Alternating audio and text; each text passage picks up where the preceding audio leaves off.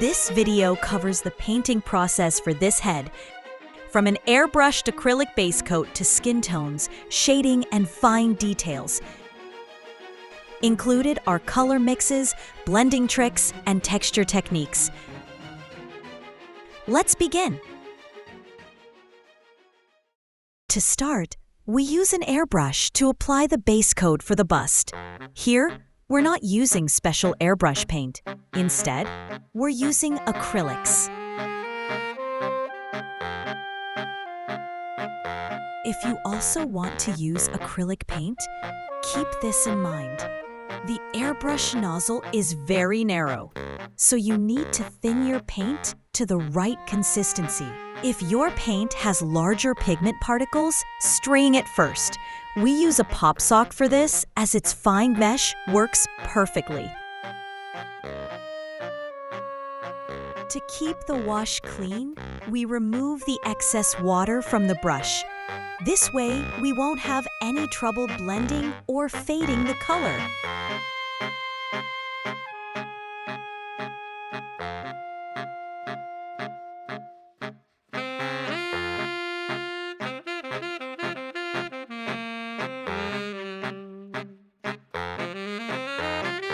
When painting skin, especially when you have large areas to cover, it's best to work in sections. Try to break up your painting based on muscle groups and anatomy.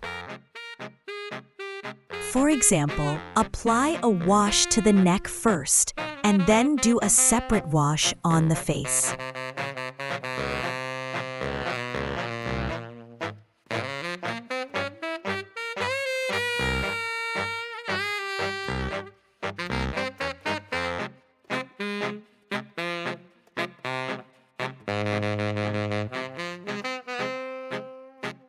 After applying the red wash to all the skin areas, use a sponge to blend and fade the color. Before using the sponge for shading, press it against glass or any smooth surface to reduce the intensity of the paint. Here, applying the red paint to the raised areas of the face, like the nose and the cheeks.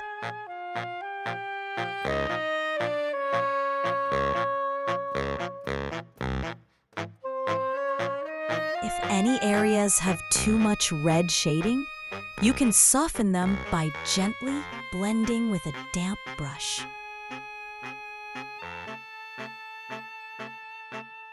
For the corners of the eyes, apply the paint in a diluted, watery form so it naturally flows toward the outer corner and creates a nice effect on its own.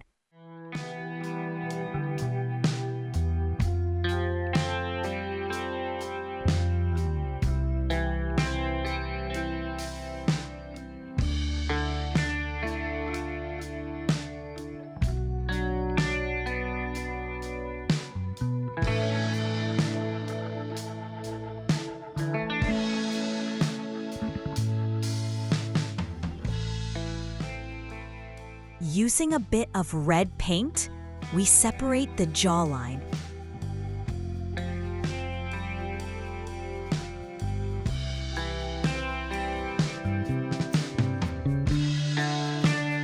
Clean your brush, and while it's still slightly damp, blend the color to soften the transition.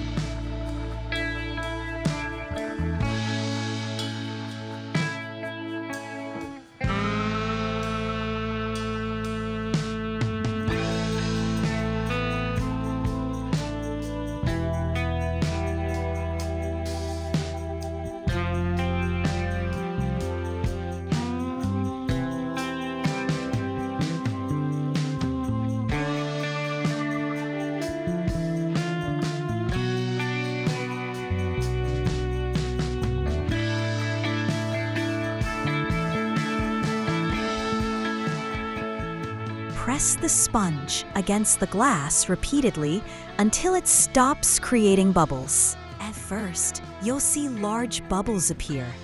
But as the bubbles become smaller and disappear, it means the paint is more evenly spread on the sponge.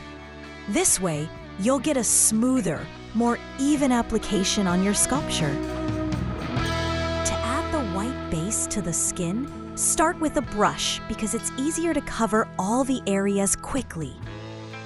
If we use the sponge from the beginning, it would take more time.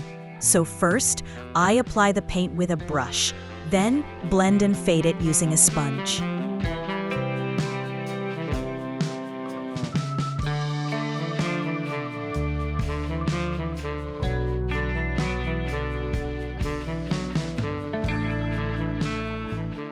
This time, we're actually going to use the bubbles created by the sponge, so you don't need to dab it on the glass like before to get rid of them. This way, you can create a more natural skin texture.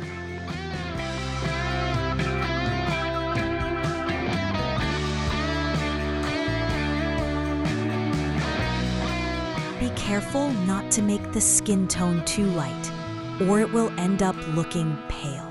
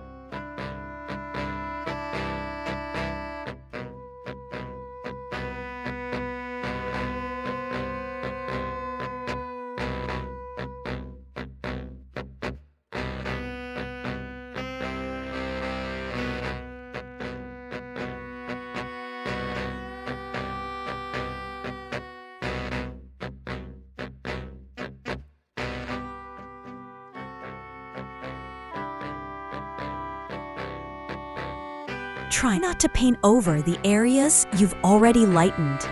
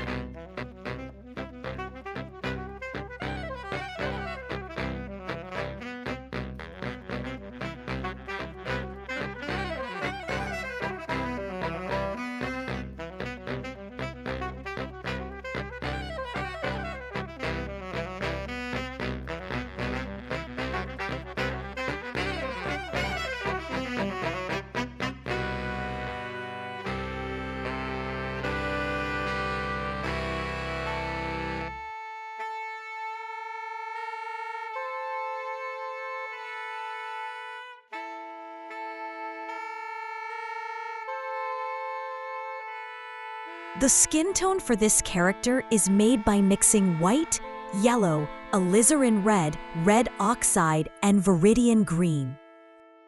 For the beard, mix a bit of viridian and raw sienna into the skin color.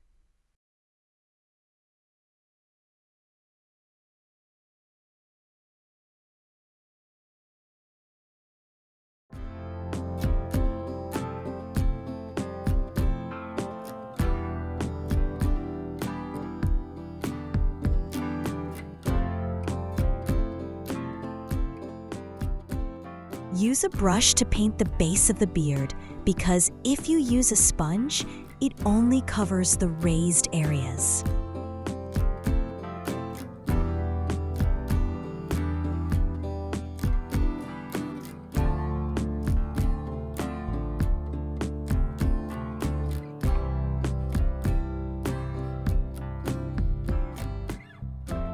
Repeat the same process until looks good enough. Don't paint too much color at once.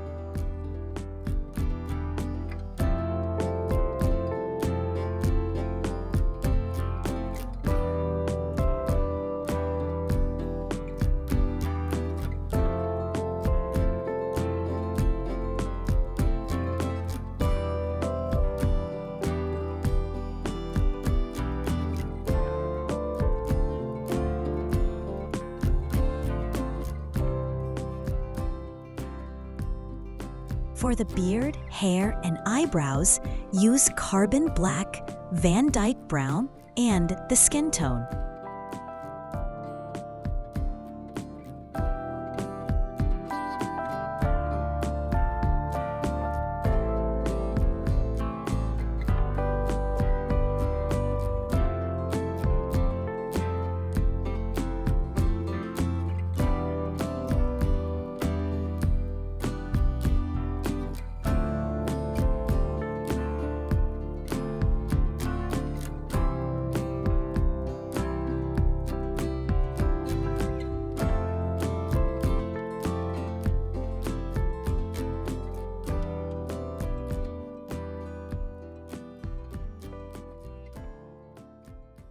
For painting hair, you can use whatever technique feels most comfortable for you.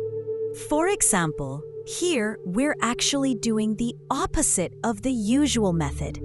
We start from the tip of the hair and paint toward the root.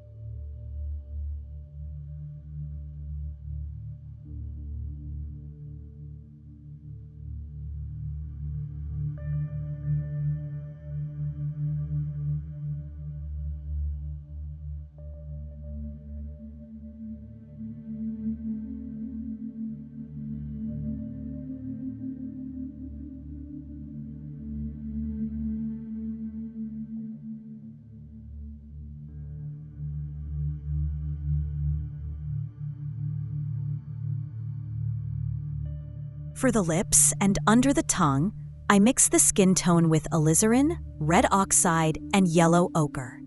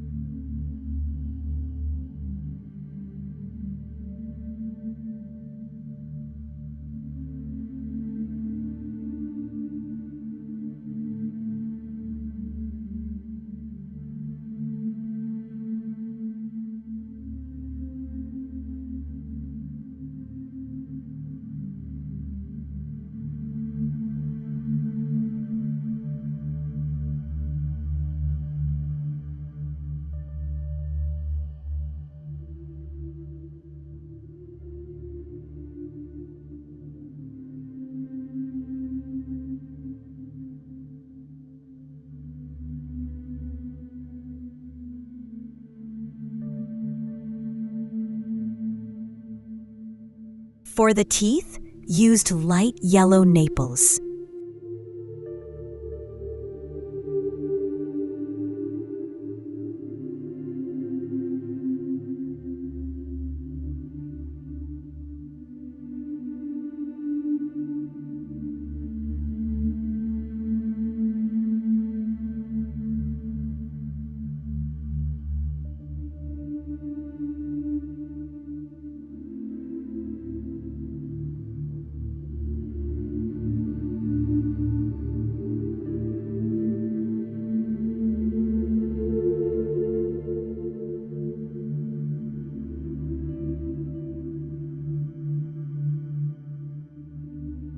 Sap green and raw sienna with a bit black.